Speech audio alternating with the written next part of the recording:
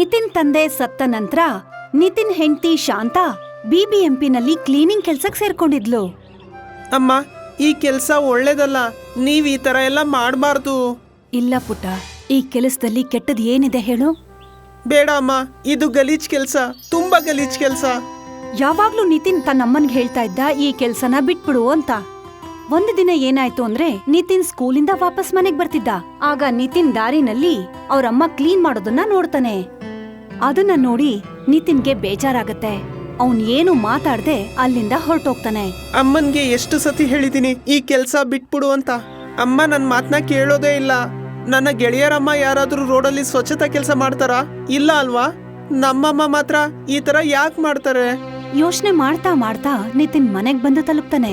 ಅವ್ರ ಪಕ್ಕದ ಮನೆಯಲ್ಲೇ ಇದ್ದಂತ ಒಂದು ಅಕ್ಕ ಅವನನ್ನ ಜೋರಾಗಿ ಕರೀತಾರೆ. ಏನಾಯ್ತು ನಿತಿನ್, ಯಾಕೆ ಇಷ್ಟೊಂದ್ ಕೋಪ ಮಾಡ್ಕೊಂಡಿದ್ಯಾ? ಏನು ಇಲ್ಲ. ನಿತಿನ್ ಆ ಅಕ್ಕನ ಹತ್ರ ಏನು ಮಾತಾಡ್ದೆ ಸುಮ್ನೆ ಇದ್ಬಿಡ್ತಾನೆ. ಅವನು ನೇರವಾಗಿ ಮನೆ ಒಳಗಡೆ ಹೋಗ್ತಾನೆ. ಈ ವಿಷಯ ಆಸ್ತಾಗೆ ಸಹಿಸ್ಕೊಳ್ಳೋದಕ್ಕಾಗಲ್ಲ. ಇವನಿಗೇನಾಯ್ತು? ಅವತ್ತು ಸಂಜೆ ಆಸ್ತಾ ನಿತಿನ್ ತಾಯಿನ ಭೇಟಿ ಮಾಡ್ತಾಳೆ. ಆಂಟಿ, ನಿತಿನ್ಗೇನಾಗಿದೆ? ಇತ್ತೀಚೆಗೆ ಅವನು ಕೋಪದಲ್ಲೇ ಮನೆಗ್ ಬರ್ತಾನೆ. ಏನಾಗಿದೆ ಅಂತ ನನಗ್ ಗೊತ್ತಿಲ್ಲ ಅಮ್ಮ. ಇತ್ತೀಚೆಗೆ ಅವನು ತುಂಬಾ ಕೋಪ ಮಾಡ್ಕೊಂಡೇ ಇರ್ತಾನೆ. ಯಾವಾಗ್ಲೂ ನನಗ್ ಹೇಳ್ತಿರ್ತಾನೆ, ಈ ಕೆಲ್ಸನ ಬಿಟ್ಬಿಡಮ್ಮ ಅಂತ. ಹಾಗಾದ್ರೆ ಇದಾ ವಿಷಯ? ಯೋಚನೆ ಮಾಡ್ಬೇಡಿ ಆಂಟಿ, ನಾನು ಅವನಿಗೆ ಅರ್ಥ ಮಾಡಿಸ್ತೀನಿ. ನನಗ್ ನಂಬಿಕೆ ಇದೆ, ನಾನ್ ಹೇಳೋದನ್ನ ಅವನು ಅರ್ಥ ಮಾಡ್ಕೋತಾನೆ ಅಂತ. ನಿನ್ ಉಪಕಾರ ಯಾವತ್ತೂ ಮರೆಯಲ್ಲ ಅಮ್ಮ. ಮಾರನೇ ದಿನ ನಿತಿನ್ ಸ್ಕೂಲಿಂದ ಬರ್ತಾ ಇದ್ದ. ನಿತಿನ್ ಜೊತೆ ಅವನ ಫ್ರೆಂಡ್ ಧ್ರುವ್ ಕೂಡ ಇದ್ದ. ಅವರು ಪ್ರತಿದಿನದ ದಾರಿನಲ್ಲೇ ಬರ್ತಾ ಇದ್ರು. ಆಗ ಎದುರುಗಡೆ ನಿತಿನ್ ತಾಯಿ ಕ್ಲೀನಿಂಗ್ ಮಾಡ್ತಾ ಇದ್ರು. ಏ ನಿತಿನ್, ಅವರು ನಿಮ್ಮಮ್ಮ ತಾನೆ? ನಿತಿನ್ ಅವ್ರ ತಾಯಿನ ನೋಡಿ ತಲೆ ತಗ್ಸಿ ನಿಲ್ತಾನೆ. ಆದ್ರೆ ನಿಮ್ಮಮ್ಮ ಯಾಕೆ ಈ ಕೆಲಸ ಮಾಡ್ತಾರೆ? ನಿನ್ಗೇನ್ ಅನ್ಸಲ್ವಾ ನಿಮ್ಮಮ್ಮ ಈ ತರ ಕೆಲಸ ಮಾಡ್ತಿರೋದು? ನಿತಿನ್ ಇದನ್ನೆಲ್ಲ ಕೇಳಿಸ್ಕೊತಿದ್ದ, ಆದ್ರೆ ಅವ್ನ್ ಏನ್ ತಾನೇ ಹೇಳ್ತಾನೆ. ಹಾಗಾಗಿ ಅಲ್ಲಿಂದ ಓಡ್ ಹೋಗ್ತಾನೆ. ಅವನು ಜೋರಾಗಿ ಅಳ್ತಾ ಅಳ್ತಾ ಅವ್ರ ಮನೆ ಕಡೆ ಓಡ್ ಹೋಗ್ತಿರ್ತಾನೆ. ಆಸ್ತಾ ನಿತಿನ್ ಅಳೋದನ್ನ ನೋಡ್ತಾಳೆ. ಹಾಗಾಗಿ ಅವನ್ ಹಿಂದೆನೆ ಅವ್ರ ಮನೆ ಒಳಗಡೆ ಹೋಗ್ತಾಳೆ. ಏನಾಯ್ತು ನಿತಿನ್, ಯಾಕೆ ಅಳ್ತಾ ಇದ್ಯಾ? ಏನ್ ವಿಷಯ ಹೇಳು? ಅಮ್ಮ ಅಮ್ಮ ಇವತ್ತು ಕೂಡ ರೋಡಲ್ಲಿ ಕಸ ಗುಡಿಸ್ತಾ ಇದ್ರು. ಅದ್ರಲ್ಲಿ ಏನಿದೆ? ಅದವ್ರ ಕೆಲ್ಸ ಅಲ್ವಾ ನಿತಿನ್? ಅಕ್ಕ, ನಾನ್ ಎಷ್ಟು ಸರಿ ಹೇಳಿದೀನಿ ಅಮ್ಮಂಗೆ ಈ ಕೆಲಸ ಮಾಡ್ಬೇಡ ಅಂತ. ಕಸ ಗುಡಿಸೋ ಕೆಲ್ಸ ಗಲೀಜು. ಇವತ್ತು ನನ್ನ ಫ್ರೆಂಡ್ ಕೂಡ ಅಮ್ಮ ಕಸ ಗುಡಿಸ್ತಿರೋದನ್ನ ನೋಡ್ಬಿಟ್ಟ. ಈಗ ಎಲ್ಲರಿಗೂ ಗೊತ್ತಾಗುತ್ತೆ ನಮ್ಮಮ್ಮ ಕಸ ಗುಡಿಸೋರು ಅಂತ. ನಿಮ್ಮಮ್ಮ ರೋಡಲ್ಲಿ ಕ್ಲೀನ್ ಮಾಡೋದು ನಿನಗಿಷ್ಟ ಇಲ್ಲ ಅಷ್ಟೇ ತಾನೆ? ಹೇಳು, ಅಷ್ಟೇ ತಾನೆ? ಒಂದ್ ವಿಷಯ ಹೇಳು, ಕ್ಲೀನಿಂಗು ಒಳ್ಳೆ ವಿಷಯನಾ ಕೆಟ್ಟ ವಿಷಯನಾ? ಅದೇನೋ ಒಳ್ಳೇದು, ಆದ್ರೆ ಊರನ್ನೆಲ್ಲ ಸ್ವಚ್ಛಗೊಳಿಸೋದು ಒಳ್ಳೆ ಕೆಲ್ಸ ಅಲ್ಲ. ಸರಿ, ಇನ್ನೊಂದ್ ವಿಷಯ ಹೇಳು, ಸಿಟಿನ ಕ್ಲೀನ್ ಮಾಡ್ಲಿಲ್ಲ ಅಂದ್ರೆ ಸಿಟಿ ಹೇಗ್ ಕಾಣಿಸುತ್ತೆ ಹೇಳು? ಎಲ್ಲಾ ಜಾಗನೂ ಗಲೀಜ್ ಗಲೀಜಾಗಿರುತ್ತೆ. ಖಂಡಿತ ಸರಿಯಾಗಿ ಹೇಳ್ದೆ. ನೀನು ನಿನ್ನಮ್ಮನ್ ಮೇಲೆ ಹೆಮ್ಮೆ ಪಡ್ಬೇಕು. ಹೆಮ್ಮೆ ಯಾಕೆ? ಯಾಕಂದ್ರೆ ನಿನ್ನಮ್ಮ ಒಬ್ಳು ಹೀರೋ. ನನ್ಗೆ ಅರ್ಥ ಆಗ್ತಿಲ್ಲ ಅಕ್ಕ. ಈ ಸಿಟಿನಲ್ಲಿರುವಂತ ಗಲೀಜೆ ಇದ್ರ ದೊಡ್ಡ ಶತ್ರು, ಗೊತ್ತಾ? ಈ ಶತ್ರು ಜೊತೆ ಹೋರಾಡೋದು ನಿನ್ನ ಅಮ್ಮ. ಅವರು ಕ್ಲೀನ್ ಮಾಡ್ಲಿಲ್ಲ ಅಂದ್ರೆ ಆಗ ಈ ಗಲೀಜು ಇಡೀ ಸಿಟಿನ ಹರಡ್ಕೊಳತ್ತೆ. ಆಮೇಲೆ ಪ್ರತಿಯೊಬ್ರು ಕೂಡ ಹುಷಾರ್ ತಪ್ತಾರೆ.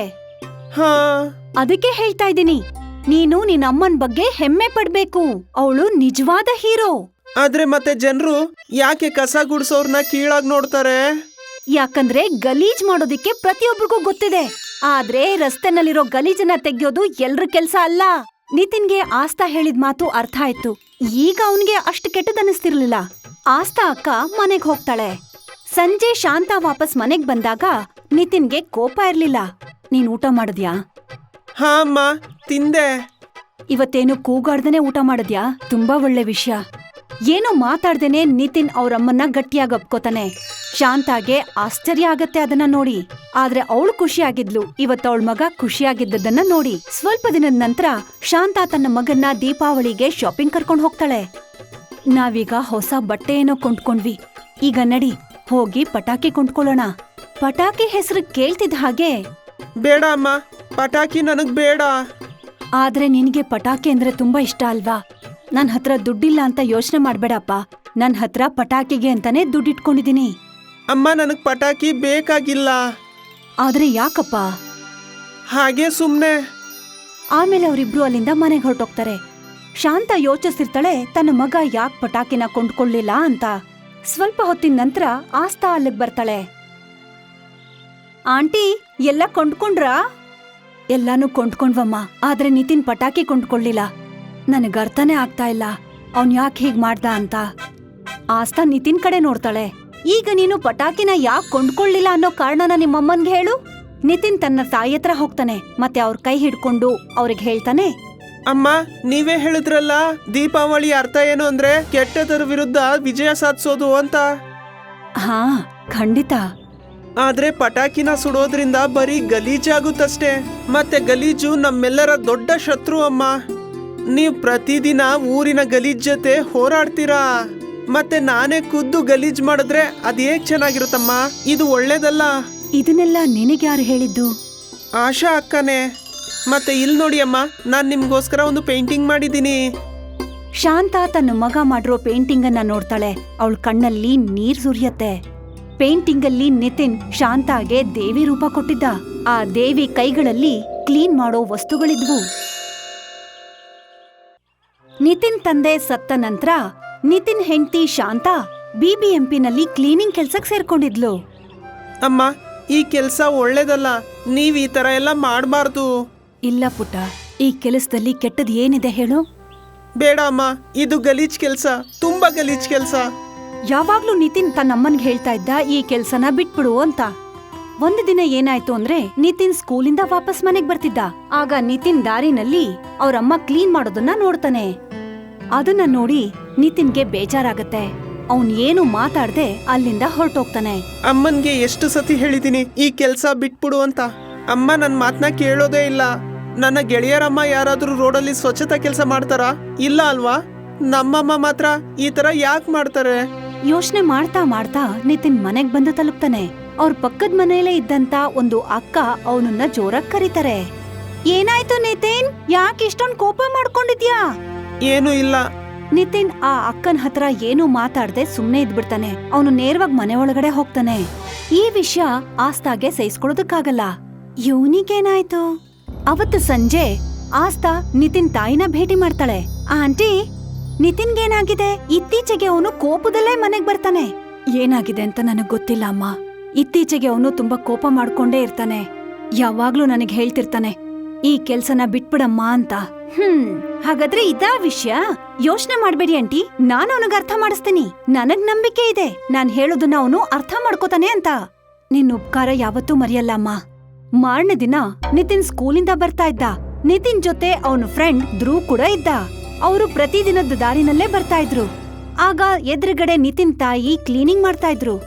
ಏ ನಿತಿನ್, ಅವರು ನಿಮ್ಮಮ್ಮ ತಾನೆ? ನಿತಿನ್ ಅವ್ರ ತಾಯಿನ ನೋಡಿ ತಲೆ ತಗ್ಸಿ ನಿಲ್ತಾನೆ. ಆದ್ರೆ ನಿಮ್ಮಮ್ಮ ಯಾಕೆ ಈ ಕೆಲ್ಸ ಮಾಡ್ತಾರೆ? ನಿನ್ಗೇನ್ ಅನ್ಸಲ್ವಾ ನಿಮ್ಮಮ್ಮ ಈ ತರ ಕೆಲ್ಸ ಮಾಡ್ತಿರೋದು? ನಿತಿನ್ ಇದನ್ನೆಲ್ಲ ಕೇಳಿಸ್ಕೊತಿದ್ದ. ಆದ್ರೆ ಅವ್ನ್ ಏನ್ ತಾನೇ ಹೇಳ್ತಾನೆ. ಹಾಗಾಗಿ ಅಲ್ಲಿಂದ ಓಡ್ ಹೋಗ್ತಾನೆ. ಅವನು ಜೋರಾಗಿ ಅಳ್ತಾ ಅಳ್ತಾ ಅವ್ರ ಮನೆ ಕಡೆ ಓಡ್ ಹೋಗ್ತಿರ್ತಾನೆ. ಆಸ್ತಾ ನಿತಿನ್ ಅಳೋದನ್ನ ನೋಡ್ತಾಳೆ. ಹಾಗಾಗಿ ಅವನ್ ಹಿಂದೆನೆ ಅವ್ರ ಮನೆ ಒಳಗಡೆ ಹೋಗ್ತಾಳೆ. ಏನಾಯ್ತು ನಿತಿನ್, ಯಾಕೆ ಅಳ್ತಾ ಇದ್ಯಾ? ಏನ್ ವಿಷಯ ಹೇಳು? ಅಮ್ಮ ಇವತ್ತು ಕೂಡ ರೋಡಲ್ಲಿ ಕಸ ಗುಡಿಸ್ತಾ ಇದ್ರು. ಅದ್ರಲ್ಲಿ ಏನಿದೆ? ಅದವ್ರ ಕೆಲ್ಸ ಅಲ್ವಾ ನಿತಿನ್? ಅಕ್ಕ, ನಾನ್ ಎಷ್ಟು ಸರಿ ಹೇಳಿದೀನಿ ಅಮ್ಮಂಗೆ ಈ ಕೆಲ್ಸ ಮಾಡ್ಬೇಡ ಅಂತ. ಕಸ ಗುಡ್ಸೋ ಕೆಲ್ಸ ಗಲೀಜು. ಇವತ್ತು ನನ್ನ ಫ್ರೆಂಡ್ ಕೂಡ ಅಮ್ಮ ಕಸ ಗುಡಿಸ್ತಿರೋದನ್ನ ನೋಡ್ಬಿಟ್ಟ. ಈಗ ಎಲ್ಲರಿಗೂ ಗೊತ್ತಾಗುತ್ತೆ ನಮ್ಮಮ್ಮ ಕಸ ಗುಡ್ಸೋರು ಅಂತ. ನಿಮ್ಮಮ್ಮ ರೋಡಲ್ಲಿ ಕ್ಲೀನ್ ಮಾಡೋದು ನಿನಗಿಷ್ಟ ಇಲ್ಲ ಅಷ್ಟೇ ತಾನೆ? ಹೇಳು, ಅಷ್ಟೇ ತಾನೆ? ಒಂದ್ ವಿಷಯ ಹೇಳು, ಕ್ಲೀನಿಂಗು ಒಳ್ಳೆ ವಿಷಯನಾ ಕೆಟ್ಟ ವಿಷಯನಾ? ಅದೇನೋ ಒಳ್ಳೇದು, ಆದ್ರೆ ಊರನ್ನೆಲ್ಲ ಸ್ವಚ್ಛಗೊಳಿಸೋದು ಒಳ್ಳೆ ಕೆಲ್ಸ ಅಲ್ಲ. ಸರಿ, ಇನ್ನೊಂದ್ ವಿಷಯ ಹೇಳು. ಸಿಟಿನ ಕ್ಲೀನ್ ಮಾಡ್ಲಿಲ್ಲ ಅಂದ್ರೆ ಸಿಟಿ ಹೇಗ್ ಕಾಣಿಸುತ್ತೆ ಹೇಳು? ಎಲ್ಲಾ ಜಾಗನೂ ಗಲೀಜಾಗಿರುತ್ತೆ. ಖಂಡಿತ ಸರಿಯಾಗಿ ಹೇಳ್ದೆ. ನೀನು ನಿನ್ನಮ್ಮನ್ ಮೇಲೆ ಹೆಮ್ಮೆ ಪಡ್ಬೇಕು. ಹೆಮ್ಮೆ ಯಾಕೆ? ಯಾಕಂದ್ರೆ ನಿನ್ನಮ್ಮ ಒಬ್ಳು ಹೀರೋ. ನನ್ಗೆ ಅರ್ಥ ಆಗ್ತಿಲ್ಲ ಅಕ್ಕ. ಈ ಸಿಟಿನಲ್ಲಿರುವಂತ ಗಲೀಜೆ ಇದ್ರ ದೊಡ್ಡ ಶತ್ರು, ಗೊತ್ತಾ? ಈ ಶತ್ರು ಜೊತೆ ಹೋರಾಡೋದು ನಿನ್ನ ಅಮ್ಮ. ಅವರು ಕ್ಲೀನ್ ಮಾಡ್ಲಿಲ್ಲ ಅಂದ್ರೆ ಆಗ ಈ ಗಲೀಜು ಇಡೀ ಸಿಟಿನ ಹರಡ್ಕೊಳತ್ತೆ.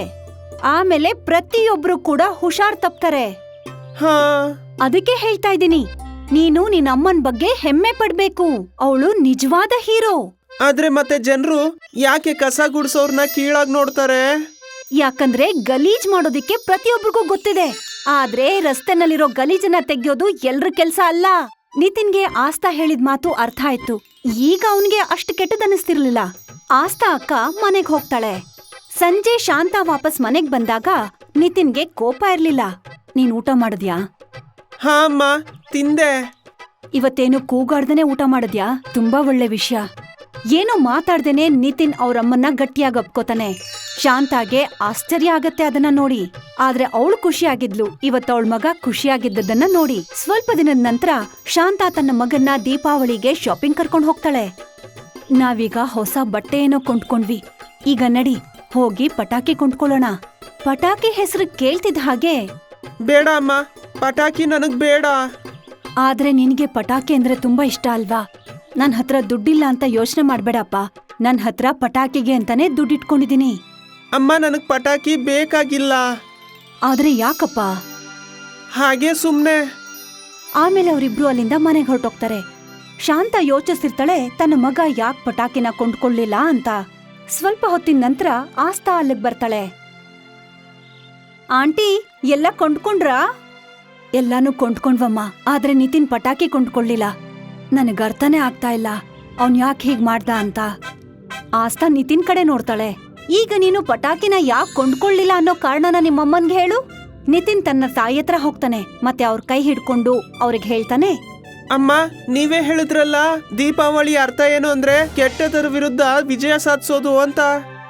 ಹಾ ಖಂಡಿತ.